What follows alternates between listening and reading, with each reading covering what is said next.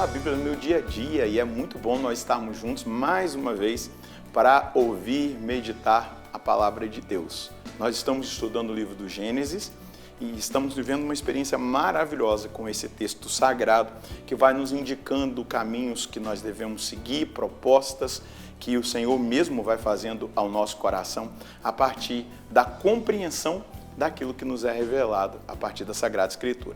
Vamos pedir o dom do Espírito Santo para que Ele nos conduza no nosso estudo bíblico.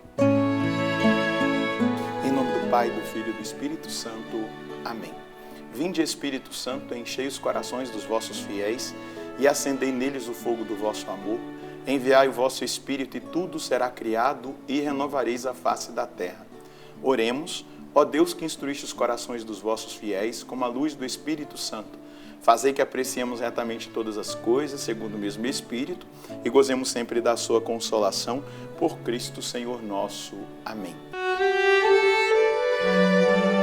Pega aí a sua Bíblia, o seu caderno, para nós darmos prosseguimento ao estudo do livro do Gênesis. Anota aí, depois de pegar o seu caderno, o texto que nós vamos meditar hoje. Gênesis, capítulo 19, versículos de 1 a 11.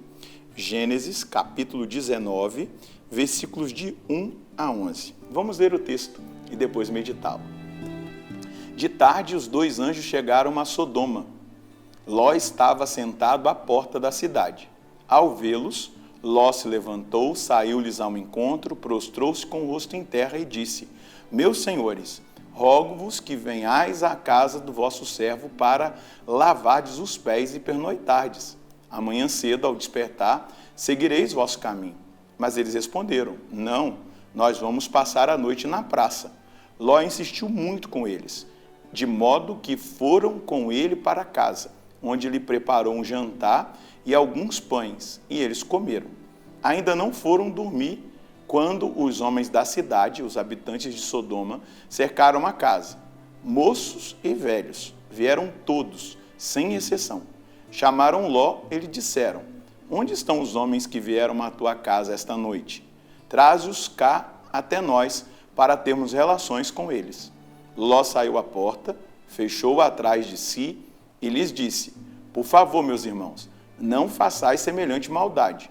Vede, tenho 2 filhas, ainda virgens. Vou trazê-las para fora. Podeis fazer com elas o que bem entenderdes, mas nada façais a estes homens, pois vieram acolher-se sob o meu teto. Eles lhe disseram: Fora daqui, este indivíduo veio como imigrante e pretende ser juiz? Pois bem, vamos te fazer algo pior do que a eles. Avançaram violentamente sobre Ló e já estavam para arrombar a porta. Mas os hóspedes intervieram, puxaram Ló para dentro de casa e fecharam a porta. Feriram de cegueira os homens que estavam fora, desde o menor até o maior, de modo que não podiam mais entrar, não podiam mais encontrar a porta. Lendo esse texto, dá para nós entendermos o motivo da punição, de Deus para Sodoma e Gomorra. Veja bem, a figura desses anjos em forma humana é até mesmo para provar a iniquidade que estava ali naquela cidade. Ló, na sua sensibilidade espiritual, reconheceu aquilo que é de Deus. Inclusive até se prostrou, entendendo que era uma visita do céu, uma visita divina. E aí, naquela hospitalidade própria, da mesma forma que Abraão fez, Ló insistiu para que esses anjos ficassem na casa dele. Eles iriam ficar na praça. E Ló insiste para que eles entrem, para que eles pernoitem, para que eles tenham o abrigo debaixo da sua tenda, debaixo do seu teto. E aí faz para eles tudo aquilo que é devido. Lavar os pés, porque estavam viajando, dar a eles a oportunidade de tomar banho, de comerem e de ter um lugar sossegado para descansarem. Essa hospitalidade ela é muito importante. E a hospitalidade faz parte também da nossa vida cristã. Estive como forasteiro e me destes abrigo. Nós vamos ver Jesus falar isso lá em Mateus capítulo 25, quando vai falar do juízo final. E ali dentro daquela questão do juízo final, a hospitalidade vai estar bem presente diante dos nossos olhos como uma prática de misericórdia, né, corporal. Dá de beber, dá de comer, dá de vestir, visitar o preso, o doente, dar hospitalidade para aqueles que precisam, né, enterrar um morto, consolar aqueles que estão sofrendo.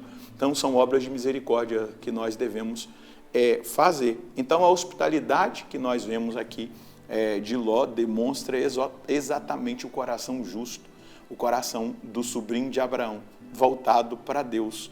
Caminhava na justiça, caminhava na lei do Senhor, obedecia à lei natural que estava no seu coração e tinha uma espiritualidade a ponto de reconhecer o que é de Deus. E o que ele reconhece? Que eram anjos que estavam visitando-no. Mas qual é a surpresa? Aqueles homens, eles vão até lá para manterem relações sexuais, abusarem sexualmente daqueles dois homens que eram anjos. Aí está o pecado da sodomia.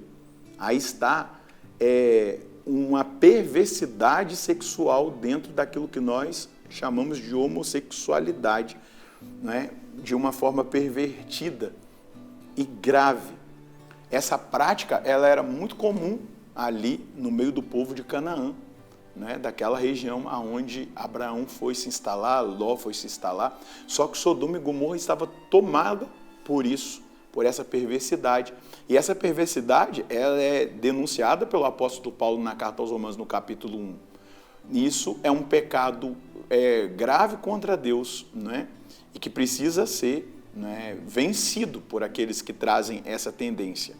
É claro, existiam leis radicais naquela época, né, até provenientes ali do Levítico, que hoje elas não são aplicáveis. O que nós hoje propomos é o processo da conversão. E que conversão? Nesse nível. Né? O Catecismo da Igreja vai dizer que uma pessoa que tem uma tendência homossexual pode tender para a perfeição e chegar à santidade. Não quer dizer que ela vai deixar de ter aquela tendência, mas ela vai buscar o autodomínio, ela vai viver a castidade, ela vai buscar a santidade, ela vai escolher agradar mais a Deus do que a si mesma. E é exatamente isso que nós vivemos quando nós optamos pela castidade. Por exemplo, eu dentro da minha heterossexualidade, eu sou celibatário. O que eu faço? Eu vivo a castidade. Não é que eu não tenha desejos, que tudo isso acabou. Não, mas a gente canaliza, a gente direciona para Deus, para o serviço, para o bem. Então, é um chamado à conversão. E aí, Ló, ele sai, versículo 6, a porta fecha atrás de si e lhes disse, por favor, meus irmãos, não façais maldade.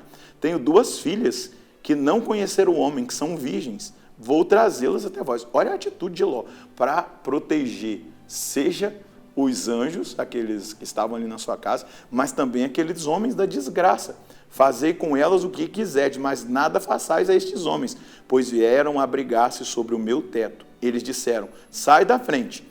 Este aqui veio como migrante e pretende ser juiz. Agora vamos te fazer coisa pior do que nós faríamos a eles. Avançaram violentamente sobre Ló em pessoa e já estavam para arrombar a porta. Veja a perversidade, a maldade. Vai dizer que desde dos mais velhos aos mais novos, era uma prática, era uma realidade de um descontrole, de uma vida totalmente pervertida, de uma perversidade sexual tamanha, que chamou a atenção do céu. Olha isso, os anjos vão lá para investigar, para ver se é aquilo mesmo. Nem precisava, mas olha a experiência. Os hóspedes, porém, estenderam o braço, puxaram Ló para dentro de casa e fecharam a porta e feriram de cegueira os homens que estavam fora, do menor ao maior, de modo que não conseguiram encontrar a porta. Essa cegueira, eles já estavam nela, espiritualmente falando, porque o pecado nos cega. As paixões carnais nos cegam à experiência do divino, à experiência com Deus. Não pensa se você ficar num pecado mortal, se você continuar na perversidade sexual, em pecados que clamam aos céus, que você vai conseguir ter visão espiritual, sensibilidade espiritual, percepção daquilo que Deus quer, que não vai ter. E aqui a cegueira física demonstra a cegueira que estava espiritualmente falando, a cegueira do coração, porque estavam entregues totalmente à perversidade, ao pecado.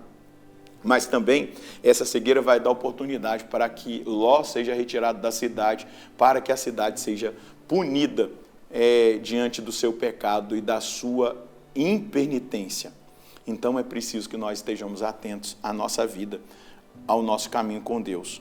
Precisamos estar atentos ao caminho que devemos fazer e de santidade. Precisamos romper com o pecado, pois ele nos cega espiritualmente e nos torna insensíveis à voz de Deus e até mesmo aos irmãos.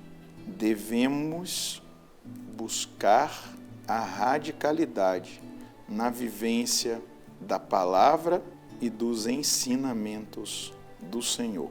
O Senhor Deus sempre tem perdão e misericórdia para aqueles que se decidem por Ele e pela vida nova.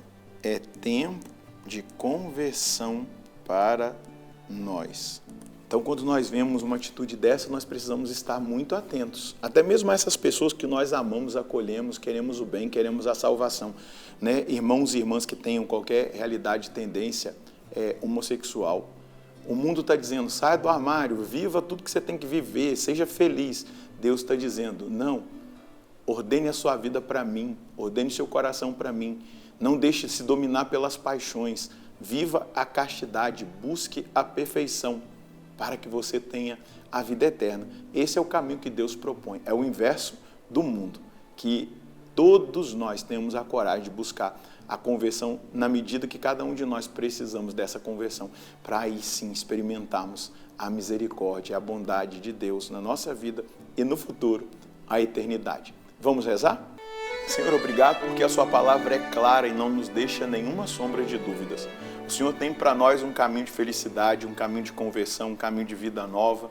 E isso se dá à medida que a nossa decisão pelo Senhor, ela toma as proporções devidas, onde o Senhor está em primeiro lugar. A sua palavra é mais importante que a palavra do mundo.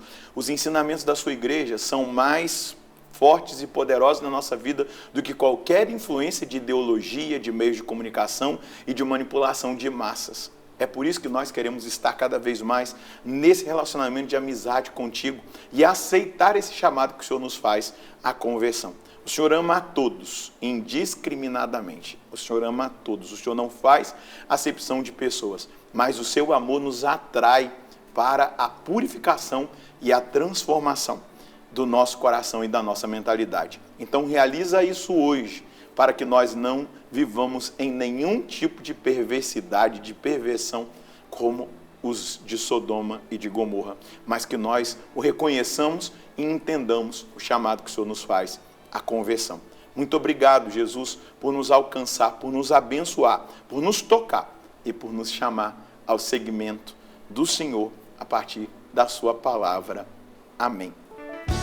É exatamente isso. Não escute o mundo, escute a Deus. Não seja orientado pelas ideologias, seja orientado pela doutrina da Santa Mãe Igreja. Que Deus abençoe você e a sua família. Nós encontraremos no próximo programa, se Deus quiser, no nome do Pai, do Filho e do Espírito Santo. Amém.